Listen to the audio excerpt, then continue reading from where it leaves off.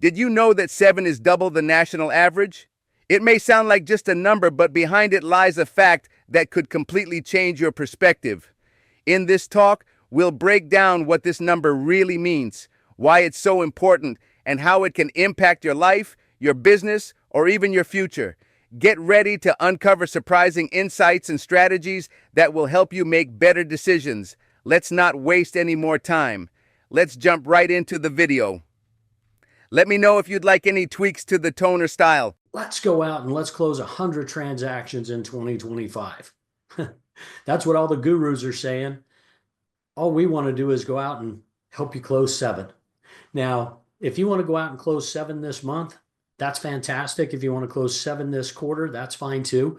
Maybe you want to close 14 this year, or maybe you do want to close 50 or 100, and that's okay.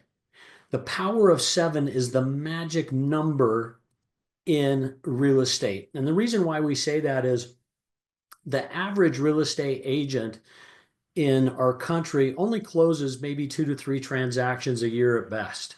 And so if you're closing 7, 7 is double the national average. And it doesn't take a lot to really close 7 transactions, as you're going to learn today. As we jump in, take some notes and make sure you write down your questions. We're going to have a Q&A at the end of today's webinar, and we're going to make sure we get all your questions answered. So the first step in how to close at least a minimum of 7 transactions in 2025 is, number one, set a clear goal. Define your target. In fact, just don't commit. You have to decide that you want to close 7 transactions. You have to commit it that if I don't close 7 transactions at the end of 2025, it was not a win. But if you close 7 or more, then it definitely becomes a win and you achieved your target or your goal. Now, what you'll want to do is, if your goal is to close 7, that's less than 1 per month. And if you're working part-time in real estate or full-time in real estate, closing 1 transaction per month, if you're doing the right activities in your business that generate listings and generate buyers, and ultimately at the end of the day, I think every one of us would agree that our job as professional real estate agents is to close escrow. And the reason why is that's what our clients need, is they need a closed escrow transaction. But at the same time, if we don't close escrow on a transaction as agents, we do not receive our compensation. So we have to close escrow with our clients and our transactions. Now, when you think about your goal for the year, break it down into smaller, more manageable targets. So if your goal is just simply to do 7 in a year, that's obviously less than once a month in terms of a transaction. But if you just simply close a transaction every 30 to 60 days throughout the year, you're going to hit that target of 7. If you want to move much faster than that, then we need to increase that. And especially when you're breaking it down, you're not just breaking it down into, I want to close this many transactions. You need to break it down and say, how much money do I really want to make? Because if you want to make significant 6 figures in real estate this year, and you take your average compensation per closed transaction and times that by 7, and it does not meet your income goal, then we need to adjust either the number of closed transactions that you're going to do, or we need to adjust your income goal. Now, you need to track your progress. And when you're tracking your progress, you can do this with your CRM, or you can do this with a spreadsheet, or you can just simply do it on something as simple as a piece of paper. But what you need to do is you need to make sure that you're monitoring your activities on a daily basis. How many phone calls are you making? How many people are you talking to? How many appointments are you setting? Of the appointments that you get, how many do you actually go on? And then once you go on the appointment, what's the result? Did you get the listing agreement? Did you get the buyer broker agreement signed? And what are the next steps? How are we moving forward from here? And then if the property's listed, if you're out working with buyers, how many of those listings and how many of those buyers actually close? Because once we keep track of all of your activities and all your results, what happens is your business starts to become predictable. I'll never forget, I had a real estate coach, and myself personally, I've been in real estate now since December of 2000. So I just dated myself right there. But I've never not had a real estate coach in the whole time I've ever been in real estate. And I'll never forget, I had a real estate coach that I was working with, and he asked me, he said, Randy, how do you define whether or not you are successful in your business at the end of the day or the end of the week? And I gave him a bunch of fluffy little answers. And he said, that's not good enough. I really want you on our next coaching session to tell me how you define success in your business. And so I really thought about it a lot. And what I determined is that my success in my real estate business was how many couches or how many living rooms did I sit in that week for listing appointments? Because I was focused on listings in my business, it really came down to how many of those couches or living rooms did I sit on or sit in? And then of the ones that I sat in, how many of those actually became listings? And that's how I started to determine success in my business. And my goal was always to be on at least 10 couches a week. And so if I went and my goal was 10, I got the end of the week and I was in 10 living rooms, that was a success for me. Now, I sat in those living rooms, but that didn't always mean that I was going to get the listing. And that's okay. Because over time, my business became predictable to the point where I said, okay, if I sit in 10 living rooms in a week, I'm going to get 4 listings that week. And then the question became, well, if I'm getting 4 a week on average, how do we move that to 5? Or how do I move it to 6? Or how do I move it to 8? And I'll never forget my coach. He said, Randy, when you go on a listing appointment, how many of them do you get? And I go, well, I get 100% of them. And he said, no, you don't. I said, well, what do you mean? He goes, well, you're getting 100% of the listings of your friends and family members and the referrals that you get. If you want to really increase your business, go sit on people's couches or in their living rooms of people you don't know, and your business will explode. And so that's what I did. So set those clear goals, set that clear expectation, but more importantly, commit to whatever that goal is for the year. And then step number 2 is you want to build your pipeline. And when we talk about building our pipeline, it's really interesting because a lot of the individuals, the property owners, the first-time home buyers, the individuals that we're meeting with, they are not ready right now. And that's okay. And so as you're building your pipeline, you want to choose the lead sources that you're going to use to generate leads for your business. Of course, your sphere of influence, the people that you know, your friends and family members, people that like and trust you, that is always your number one source of leads and referrals for your business. But then you want to add at least a minimum of 3 more. So think about other ways that you can get business, like open houses, your social media, uh, maybe it is cold calling for sale by owners or expired listings. Maybe it's door knocking.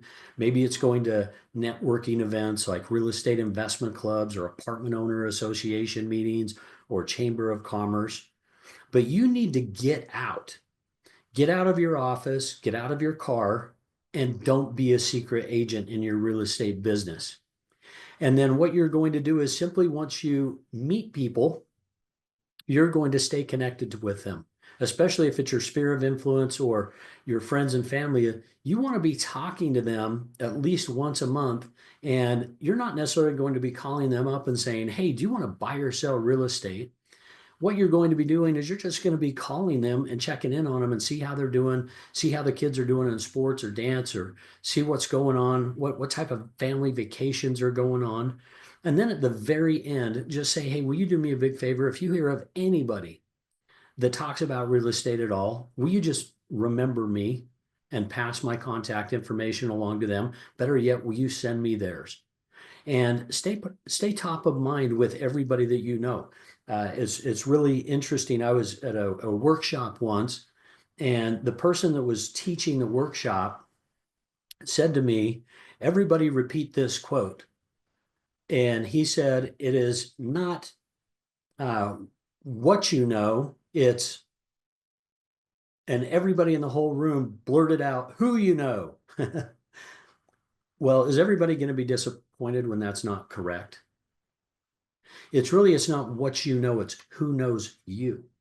You need to make sure that everybody knows that you are in real estate and that you are there to help people. And when you stay top of mind with your friends and your family and everybody that you know, that's when you're going to get more referrals. And referrals become the lifeblood of our business.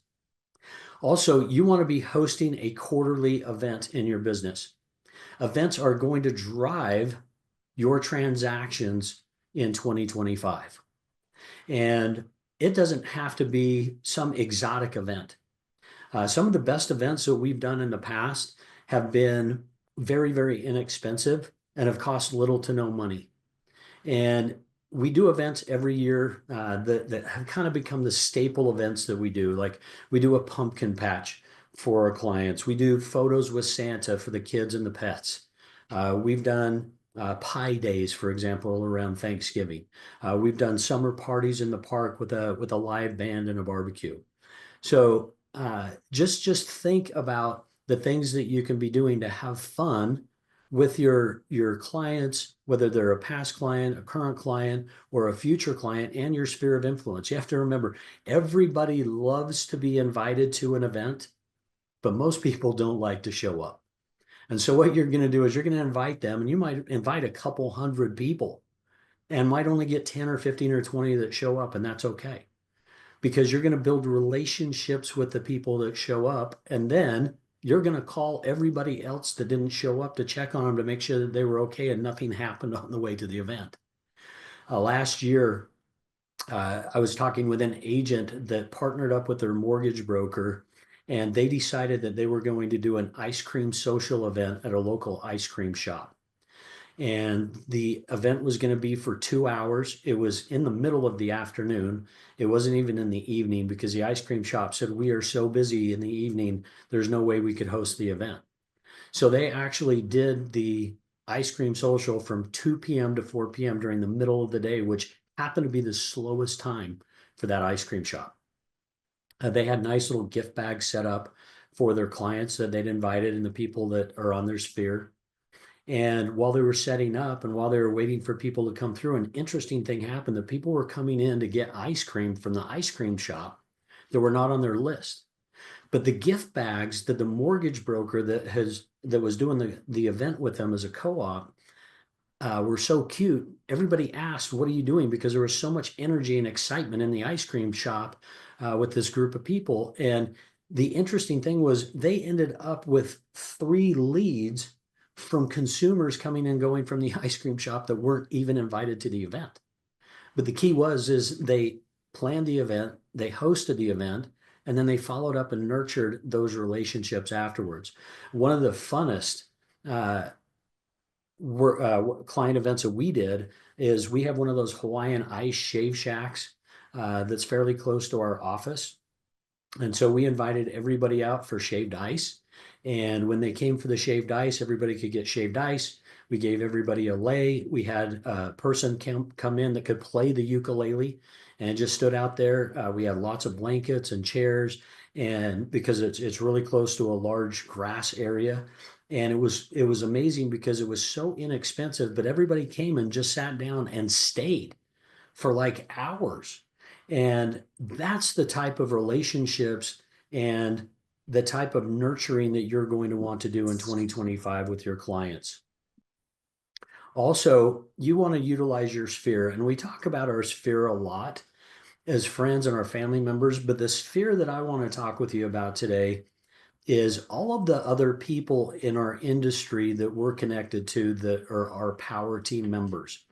And those are going to be individuals that are with the title companies. They're going to be mortgage brokers. They're going to be the home inspectors. They're going to be the handyman. They're going to be the insurance agent. And the reason why is we are referring all of our clients to all these individuals in the industry. And there's nothing wrong with going to your vendor list and asking them to refer back to you. And that's okay. Now, step number 3 on how to close a minimum of 7 transactions or more in 2025 is going to be to enhance your marketing. You want to look at your personal brand and you want to see what everything looked like in 2024 because hindsight's 2020. Go back and look and say, okay, if I was to change anything in my brand in 2025, what would that be? And it's really interesting right now because we're seeing a lot of people really embrace AI. And sometimes now even their profile photo is an AI photo of them. It's not even really a picture of them.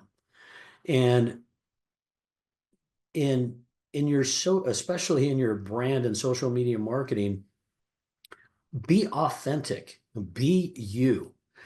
Uh, my daughter's a phenomenal broker with our company, and her brand is her and her puppy. And that's my grand pup, Nora.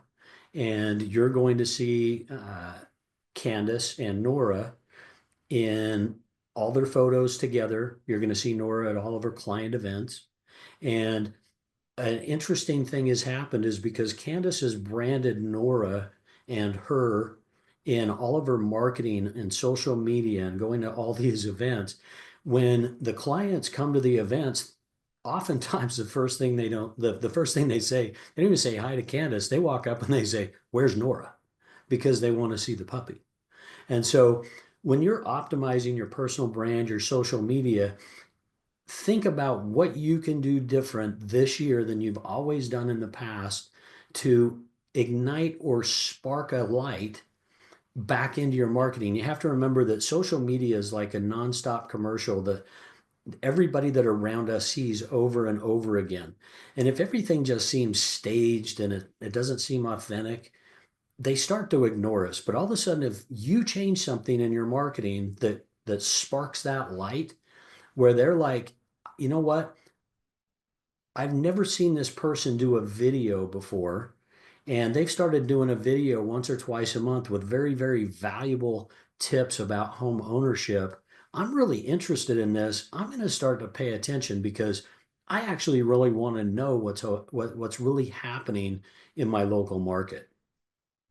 And of course, you can use paid advertising for your business. But if you're going to use paid advertising, you want to test it first, and you do not want to commit to a long-term agreement with anybody until you see the results. And then you want to track your results so that you know whether it's worth it or not. You have to remember for anything that you invest in your marketing, you need to be getting a 3 to 6x return. Last year, at the end of the year, I sat down with an agent that had invested $800 a month for the whole year in a billboard last year. And they called in to have a conversation about their business and business planning. And we were meeting online. And while I was talking with them and we got to their advertising, I said, wow, that's a pretty steep expense. How many transactions did you close from your billboard last year? And they said, none that I know of. And so the answer is simple. No, we're not going to renew that. We're going to take that money and allocate it somewhere else where we can actually track the results and make sure that it's worth it. So always make sure that what you're doing makes sense for you. And if it's something new that you've never tried before, reach out to your broker or other agents in the industry that are using that platform and see what their results have been. It's so painful for me to see somebody go post in a social media group uh, with other real estate agents and say, I spent $8,100 last year on leads and I didn't close one transaction. That's not a good investment. In fact, my real estate coach, I'll never forget, he told me at one point, don't spend $1 on advertising till you're making at least $1 million a year in GCI because there's other things that you can be doing in your business to generate a transaction that doesn't cost you money. And if you are using some type of lead gen program like realtor.com or Zillow or things like that, that's great. But you need to make sure that the rate of return that you're getting for your time is worth the money, because you have to remember time is worth more than money. Step number 4 is master your local market. You need to become that expert. You need to study your market trends. You need to know your average home prices, and you need to have neighborhood insights, especially in an area where there's growth or development happening and the market is changing dramatically. When, our company, we're in 26 states around the country. We're in lots of different markets, and those markets get very specific and very, very nichey very quickly. Right now in Arizona, one of our brokers there in our Peoria office is experiencing some massive growth in that area, just simply because there's a new Intel chip plant coming to that area. And there's so many jobs coming in that there's not enough housing. And when that starts to happen, and you can go online, or you can hold a workshop or an event for your clients and really let them know what's happening in their market, it's going to change from you just being a real estate agent to that market expert, or more, or even more so, what we call an expert advisor. And that's what you, or a trusted advisor, and that's what you really want to be, is you want to be that trusted advisor. Now, sharing your knowledge through blogs and videos and events and newsletter is imperative for your business, because we have to stay in front of our clients multiple ways throughout the year, because some of our clients are only going to pay attention to what we send them in the mail. Some are only going to watch us on social media, and then some may only come to our events. So you have to do a combination of those things so that you're getting to your target audience the right way. And then always, again, stay up to date on what's happening. And if there's something happens in your market that is a natural disaster, if there's a flooding, if there's fires, if there's a change in insurance rates, a spike in property taxes going up, those are the things and the opportunities where we get to serve our clients regardless of an opportunity to do business. Sometimes our clients, especially if they're affected by a natural disaster in their market area, just reach out and see what they need help with. Don't sell. As soon as you start selling, they're going to get that feeling that, yeah, that person really was only interested in making money. They weren't really interested in helping me. But as soon as you show that genuine interest in actually helping somebody out of their situation, that's when things are going to definitely change for you and your business.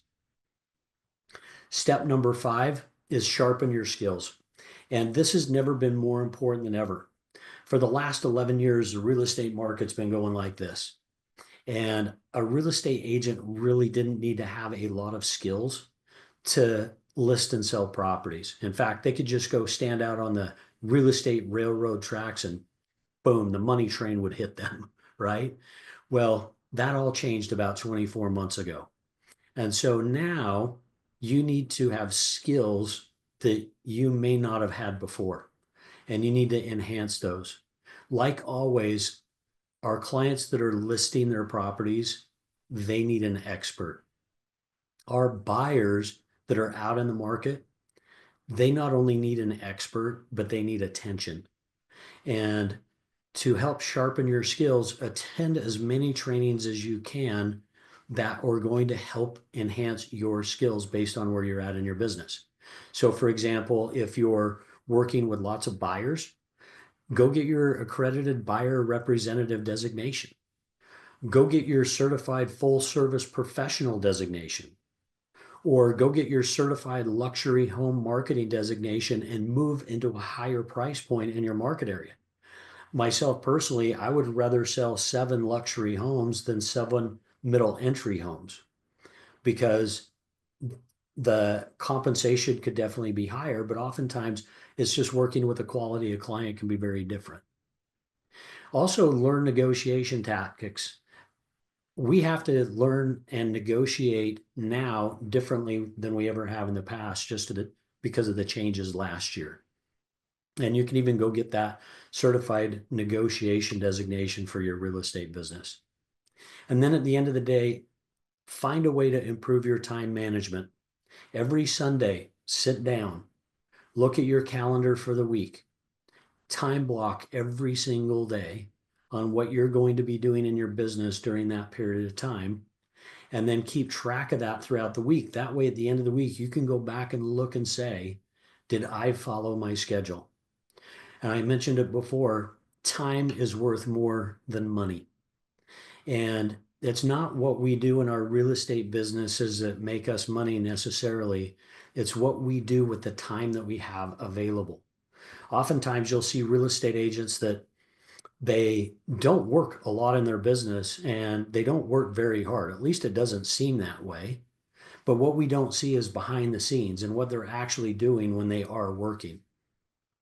And it becomes crucial in your business to track time.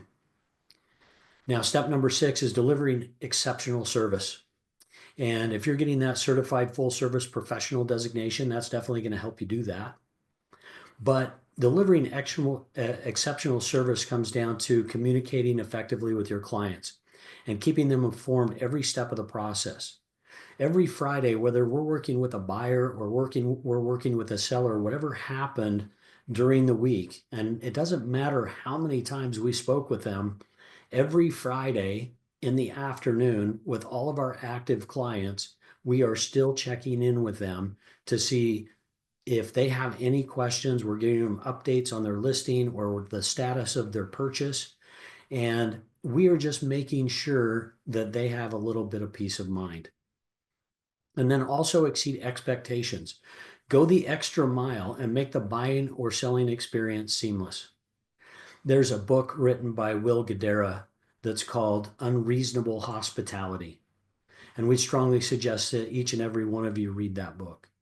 It's an amazing read. And if you implement those things into your business, you'll become more referable. I'll never forget one of our real estate agents that had a closing that they had closed remotely, and their client was moving all the way across the country, and it was basically a 4-day drive.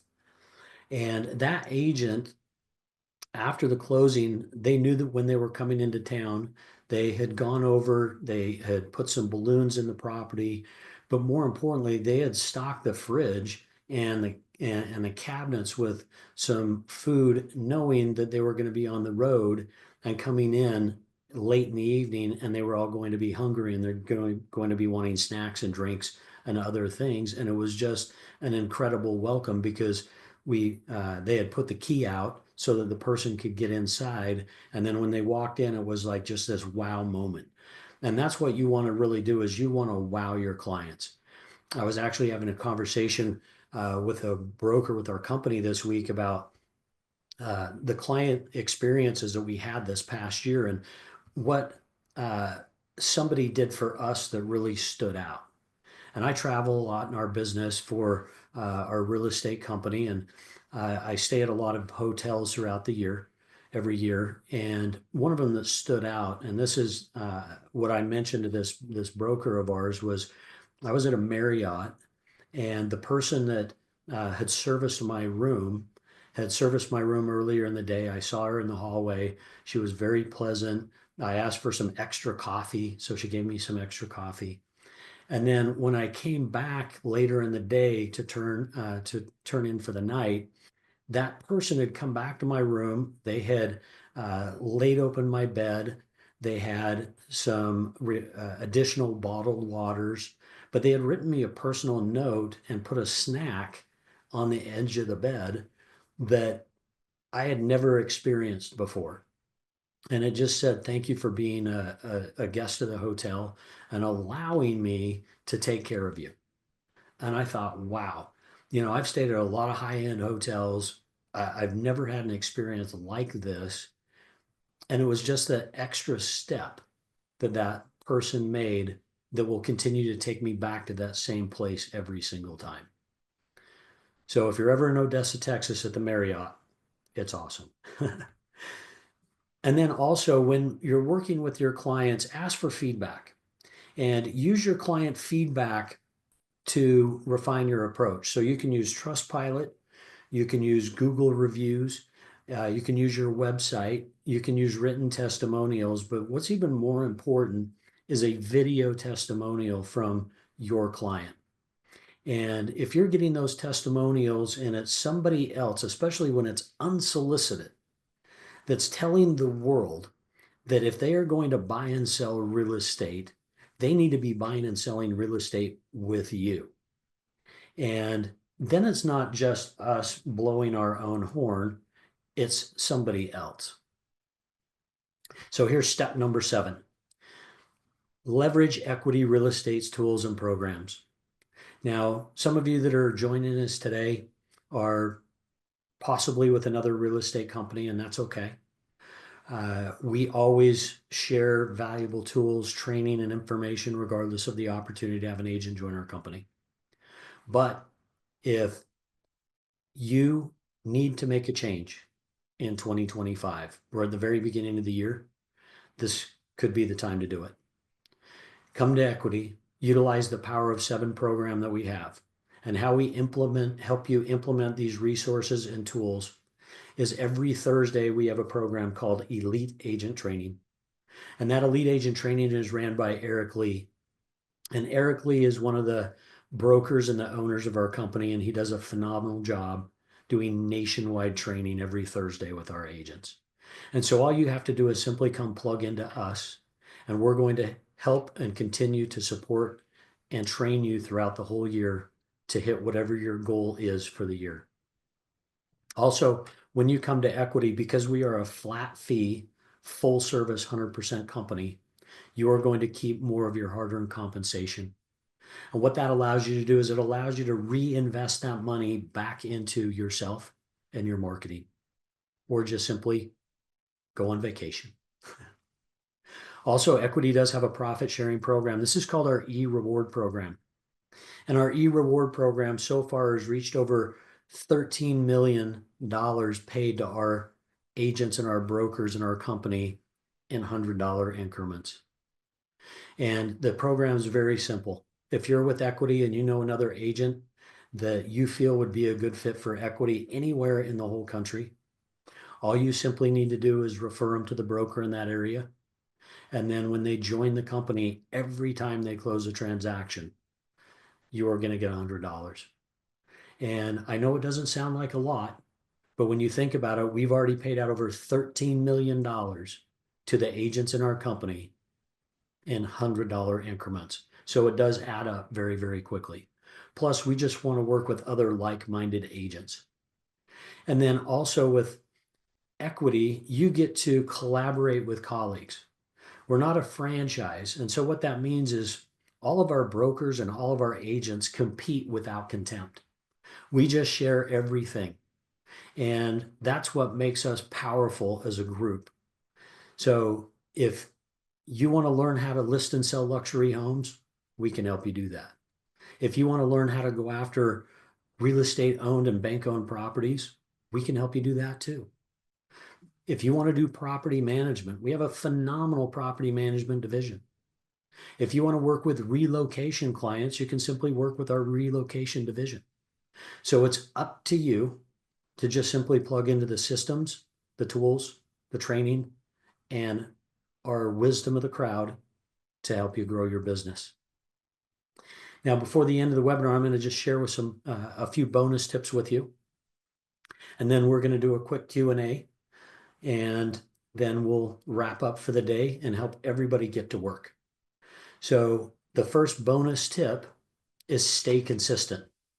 Consistency in your business is going to be the one thing that helps you achieve your goals, especially if you get to the end of the day today and you didn't feel like you had success in your business today. That's okay, because tomorrow is a new day.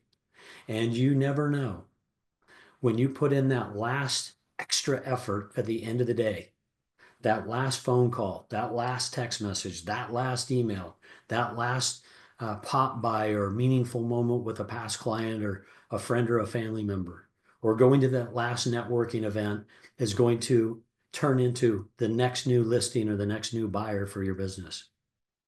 And then also you need to celebrate milestones in your business and acknowledge your successes. But you have to share that with other people as well. One of the things that we do as a company is our brokers celebrate the power professional real estate agents in their office at the end of the month. And these are the agents with equity that have closed 2 or more transactions in a month. And they're not only celebrating their success and their milestone for that month in front of their colleagues, but also we're celebrating that on social media, and our company's letting the world know how well our agents are doing. And then you just need to adapt as needed. That's the one thing that keeps people from growing is they don't like or they resist change. And in real estate, things change. Our markets change, the interest rates change, the grant programs that are available change, the economy changes. There's always changes happening, and the faster you can adapt and put a smile on your face and just keep working is going to make the biggest difference in your business. In conclusion, closing 7 transactions in 2025 is an achievable goal when you combine the right mindset, tools, and strategies with that consistent effort. Success begins with setting clear goals and breaking them into manageable steps, allowing you to track your progress, but most importantly, stay motivated. Building a strong pipeline, nurturing your relationships, and leveraging multiple lead generation sources will create that steady flow of just not opportunities, but more importantly, your income. Take full advantage of all the tools, the training, and the collaborative opportunities provided by Equity Real Estate to maximize your potential. You can come to our YouTube channel. We're always posting valuable webinars there. So thanks again for joining us today. We wish you